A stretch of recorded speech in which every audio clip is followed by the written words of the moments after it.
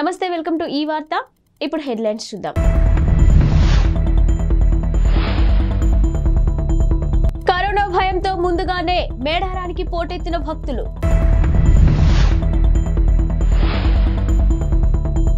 BRS పార్టీపై బండ్ల గణేష్ విమర్శలు. నడి రోడ్డుపై యువతి డ్యాన్స్. టీఎస్ఆర్టీసీ ఎండీ సజ్జనార్ స్పందన. మేడారం జాతరకు ఇంకా 2 నెలల సమయం ఉండగానే భక్తులు అప్పుడే పోటెత్తుతున్నారు. కరోనా కేసులు పెరిగితే మళ్లీ రాలేమన్న భయంతో తండోపతండాలుగా తరలివస్తున్నారు.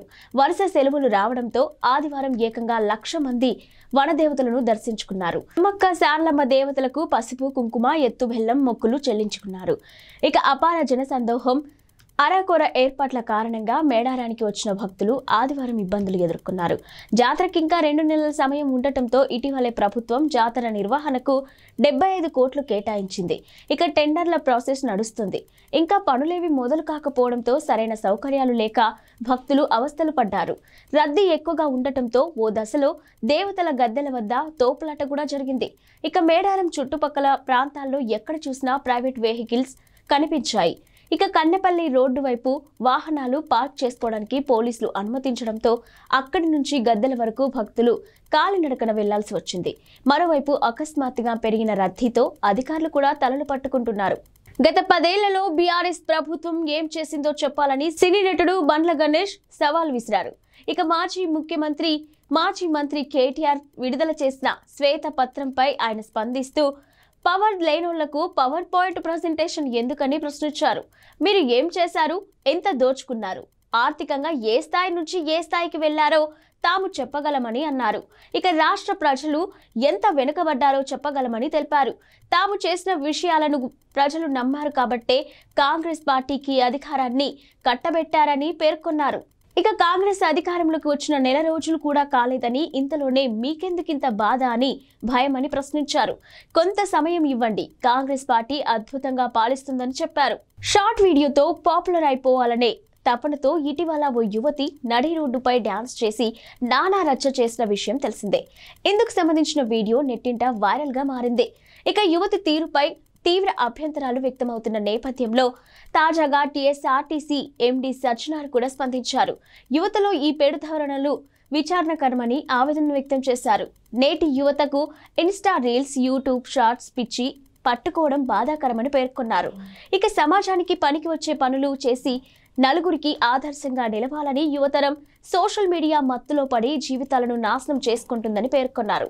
ఇక సోషల్ మీడియాలో రాత్రికి రాత్రే పాపులర్ కావడం కోసం నడి రోడ్డుపై ఇలాంటి వెర్రి చేష్టలు చేస్తూ ఇతరులకు తీవ్ర అసౌకర్యాన్ని కలిగించడం ఏం ఆనందమో ఏమో అంటూ ఆయన ఎక్స్ వేదికగా పోస్ట్ చేశారు.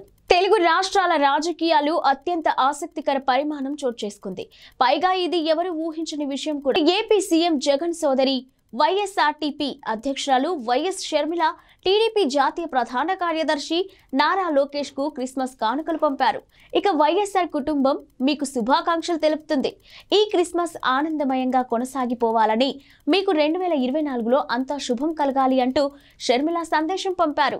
ఇక షర్మిల కానుకలు పంపిన విషయాన్ని నారా లోకేష్ స్వయంగా వెల్లడించారు. అంతేకాదు ఆమె పంపిన కానుకల పట్ల హర్షాన్ని వెలిబుచ్చారు. ప్రియమైన షర్మిల, మీరు పంపిన అద్భుతమైన క్రిస్మస్ కానుకలకు హృదయపూర్వకంగా కృతజ్ఞతలు తెలుపుకుంటున్నాం. మీకు, మీ కుటుంబానికి ఈ క్రిస్మస్ తో పాటు నూతన సంవత్సరాది కూడా సంతోషకరంగా సాగిపోవాలని నారా కుటుంబం శుభాకాంక్షలు తెలుపుతుందని చెప్పుకొచ్చారు. దేశవ్యాప్తంగా మరోసారి కరోనా కేసుల వ్యాప్తి కొనసాగుతుంది. ఇటీవల JN1 వేరియంట్ వెలుగు చూసిన నేపథ్యంలో రాష్ట్రాలు, కేంద్రపాలిత ప్రాంతాలు కరోనా నిర్ధారణ పరీక్షల సంఖ్యను పెంచాయి. ఇక తాజాగా తెలంగాణలో 1,322 శాంపిళ్లను పరీక్షించగా 12 పాజిటివ్ కేసులు నమోదయ్యాయి. మరో 30 మంది ఫలితాలు వెల్లడి కావాల్సి ఉంది. ఇక తాజా పాజిటివ్ కేసులతో కలిపి రాష్ట్రంలో ఇప్పటి వరకు నమోదైన మొత్తం పాజిటివ్ల సంఖ్య 8,44,540కి పెరిగింది. ఇక ఇవాళ ఒకరు కరోనా నుంచి కోలుకున్నారు. తెలంగాణలో కరోనా రోగుల రికవరీ రేటు 99.51% ఉంది. జనసేన పార్టీ అధినేత టాలీవుడ్ పవర్ స్టార్ పవన్ కళ్యాణ్ అర్ధంగి అనాకొనితల అనాథ బాలల నడుమ ప్రీ క్రిస్మస్ వేడుకలను జరుపుకున్నారు. ఇక అనాకొనిదల ఇవాళ హైదరాబాద్ బాలాజీ స్వర్ణపురి కాలనీలో ఉన్న జీవోదయ హోమ్ ఫర్ చిల్డ్రన్ అనాథ శరణాలయానికి వెళ్లారు. అక్కడి చిన్నారులతో కలిసి ఆమె కేక్ కట్ చేశారు. అనాథ బాలలతో ముచ్చటించి వారి విద్యాబుద్ధుల గురించి అడిగి తెలుసుకున్నారు. ఇక అనాథాశ్రమం నిర్వాహకులకు నిత్యావసర సరుకులు అందజేశారు. ఈ సందర్భంగా పవన్ అర్ధాంగిని జీవోదయ చిల్డ్రన్ హోమ్ నిర్వాహకులు సత్కరించారు. దీనికి సంబంధించిన ఫోటోలను జనసేన పార్టీ సోషల్ మీడియాలో పంచుకుంది. 2018 అమెరికాకు చెందిన 56 ఏళ్ల ఓ మహిళ తీవ్ర తలనొప్పితో ఆసుపత్రిలో చేరింది. ఆ తర్వాత ఎమర్జెన్సీ వార్డులో ఆ మహిళకు మెలకువ వచ్చేసరికి జీవితం మొత్తం తలకిందులైపోయింది. అంతకుముందు 30 ఏళ్ల నాటి జ్ఞాపకాలన్నీ ఆమె మర్చిపోయింది. భర్త, పిల్లలు, తల్లిదండ్రులు, వారి మరణం, ఇలా జ్ఞాపకాలు అన్నీ తుడిచిపెట్టుకుపోయాయి. తాను టీనేజర్ అనుకుంటూ స్పృహలోకి వచ్చిందా మహిళ. చివరకు విషయం తెలిసి దిమ్మ తిరిగిపోయింది. ఇక లూసియానాకు చెందిన కిమ్ డెనికోలా ఎదుర్కొన్న పరిస్థితి ఇది. ఇటీవల క్రిస్మస్ సందర్భంగా 60 ఏళ్ల ఆ మహిళను మీడియా మళ్లీ పలకరించగా నాటి విషయాలను మరోసారి ఆమె పంచుకుంది. ఎన్నో క్రిస్మస్ వేడుకలు తన స్మృతి పథం నుంచి చెరిగిపోయినా కూడా కొత్త జ్ఞాపకాలను పోగేసుకుంటున్నానని కిమ్ తెలిపింది. ఇక అప్పట్లో తాను రాసుకున్న డైరీలు చదువుతుంటే వేరే వ్యక్తి జ్ఞాపకాలు చూస్తున్నట్టుగా అనిపిస్తుందని వెల్లడించింది. అయితే తనకు బాధ లేదని, దేవుడు ఏదో కారణంతోనే తనకి ఈ పరిస్థితి కల్పించాడని కిమ్ తెలుపుకొచ్చింది. ఇక కారణం ఏంటో ఏదో ఒకరోజు తెలుస్తుందని వ్యాఖ్యానించింది. లంచం తీసుకోవడానికి సమర్థించుకున్న ఓ తహసీల్దార్ పై తాజాగా ఉన్నతాధికారులు వేటు వేశారు. శ్రీ సత్యసాయి జిల్లా మడకశిర తహసీల్దారు ఇటీవల లంచం తీసుకోవడం సబబేనంటూ ఓ రైతుతో వాదించిన వీడియో సంచలనంగా మారింది. వీఆర్ఓ లంచం కోసం పీడిస్తున్నాడంటూ ఫిర్యాదు చేసేందుకు వచ్చిన రైతుతో తహసీల్దార్ ముర్షావలి షాకింగ్ వ్యాఖ్యలు చేశారు. ఏ ముఖ్యమంత్రి, ప్రధానమంత్రి ఉన్నా అంతే. ఇక 2 నెలల కిందట నేను వచ్చిన కొత్తలో కూడా ఓ మంత్రి ఇక్కడకు వస్తే 4 వీఆర్ఓలు 1.75 లక్షలు ఖర్చు చేశారు. ₹1 రాలేదు. ఇటీవల రాష్ట్ర స్థాయి మహిళా అధికారి ఒకరు వచ్చారు. ఆ అమ్మ ఒక టెర్రర్ అట. బెడ్రూమ్లోకి ఈగ కూడా రాకూడదట. ఆమె తినడానికి భారీ మెనూ ఇచ్చారు. దానిని చూస్తే భయపడిపోతారు. అవి మడకసిరలో దొరకవు. హిందూపురం నుంచి తెప్పించాలి.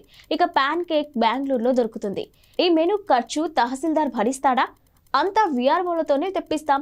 వీటికి మీ దగ్గర తీసుకున్న డబ్బే ఇస్తాం, లేకపోతే మా జీతాల్లో నుంచి ఖర్చు చేయాలా అని ప్రశ్నించారు. ఒంటిపై ఉన్న కొన్ని పుళ్లను డాక్టర్కు మాత్రమే చూపించుకోగలమని కూడా చెప్పుకొచ్చారు. అయితే ఈ వ్యాఖ్యలను తీవ్రంగా పరిగణించిన జిల్లా కలెక్టర్ అరుణ్ బాబు తహసీల్దార్ను సస్పెండ్ చేస్తూ ఉత్తర్వులు జారీ చేశారు. టీఆర్ఎస్ పార్టీ వర్కింగ్ ప్రెసిడెంట్ మాజీ మంత్రి కేటీఆర్ ఓ పేద విద్యార్థినికి చేయూతనందించారు. ఇక ఖమ్మం జిల్లా ఇల్లెందు పట్టణానికి చెందిన అన్నపూర్ణ ఓ పేద మహిళ కుమార్తెను చదివించడానికి తీవ్ర ఇబ్బందులు పడుతున్నారు. కేటీఆర్ ను కలవడానికి ఆమె హైదరాబాద్ వచ్చారు. అన్నపూర్ణ పరిస్థితి గురించి తెలుసుకున్న కేటీఆర్ చలించిపోయారు. ఆమె కుమార్తెకు అండగా నిలుస్తామని హామీ ఇచ్చారు. అప్పటికప్పుడు అన్నపూర్ణకు సొంతంగా ₹1,00,000 అందించారు. కుమార్తెను బాగా చదివించాలని సూచించారు. ఇక కేటీఆర్ నుంచి ఆర్థిక సాయం అందుకున్న అన్నపూర్ణ ఆయనకు కృతజ్ఞతలు తెలిపారు. దీనికి సంబంధించిన వీడియోను బీఆర్ఎస్ పార్టీ సోషల్ మీడియాలో పంచుకుంది. ఇక అన్నపూర్ణను ప్రజా దర్బార్ పొమ్మంటే బీఆర్ఎస్ పార్టీ ఆదుకుందని తెలుపుకొచ్చారు. ఇక అధికారంలోకి వచ్చిన తర్వాత వారం రోజుల పాటు హడావుడి చేసిన ప్రజా దర్బార్ కేవలం ప్రచారానికే పరిమితమైనట్టు కనిపిస్తుందని బీఆర్ఎస్ ఎద్దేవా చేసింది. తెలంగాణలో కొత్త ప్రభుత్వం వచ్చాక కీలక స్థానాల్లో ఉన్న అధికారులకు స్థానచలనం కలుగుతుంది. ఇక తాజాగా 7 సీనియర్ అధికారులను బదిలీ చేశారు. ఇక బదిలీ అయిన వారిలో 6 ఐఏఎస్లు కాగా 1 ఐపీఎస్ అధికారి. ఇక రంగారెడ్డి జిల్లా కలెక్టర్ గా గౌతమ్ పోత్రును నియమించారు. ఇంటర్మీడియట్ బోర్డు కార్యదర్శిగా శృతి ఓజా, ట్రైబల్ వెల్ఫేర్ డైరెక్టర్ గా ఈవి నరసింహారెడ్డి, పౌర సరఫరాల శాఖ కమిషనర్ గా డిఎస్ చౌహాన్, రవాణా శాఖ కమిషనర్ గా జ్యోతి బుద్ధప్రకాష్ ను నియమించారు. ఆబ్కారీ శాఖ కమిషనర్ గా ఈ శ్రీధర్ ను నియమించారు. ఆయనకు టీఎస్ఐఐసి ఎండీగా అదనపు బాధ్యతలు కూడా కేటాయించారు. ఇక ఈ మేరకు రాష్ట్ర సీఎస్ శాంతికుమారి బదిలీ ఉత్తర్వులు జారీ చేస్తున్నారని చెప్పుకొచ్చారు.